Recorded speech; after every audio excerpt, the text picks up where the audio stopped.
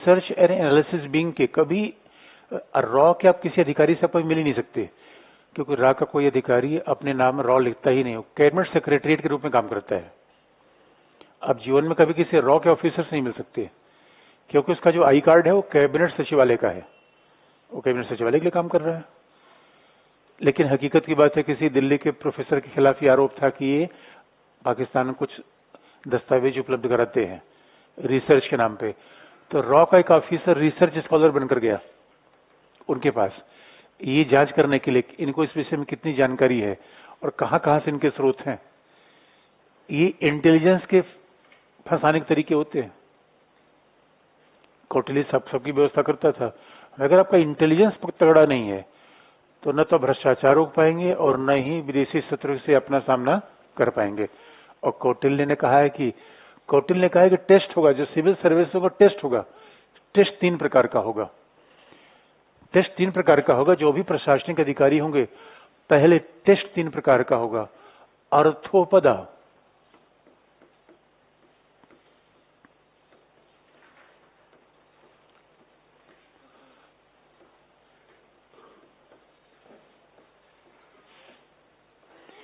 तीन टेस्ट होगा।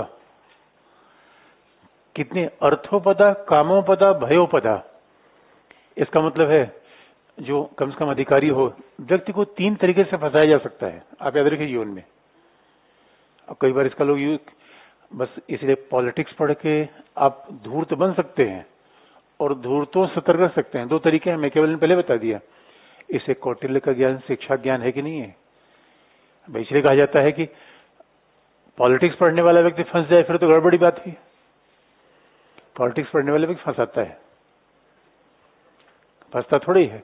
इसका मतलब पहला टेस्टिंग होगा, आपको लालच दिया जाएगा कि ये काम कर सकते हैं। कोई सिविल सेवक होगा तो 3 टेस्ट होंगे। कई बार इंटरव्यू में तो ऐसी बातें पूछी जाती हैं कि आप ये नौकरी कर रहे हैं तो यहाँ क्यों आना चाहते हैं, यहाँ खास बात क्या है। यानी पहला टेस्टिंग होगा अर्थोपदा। दूसरा कि पता चला कि व्यक्ति काम वासना में फंस जाए। दूसरा, आजकल हनी ट्रैप चलता है, व्यक्ति को फंसाने का दूसरा तरीका ये है। तीसरा तरीका है भयोपदा। कई लोगों को डराकर काम कराया जा सकता है।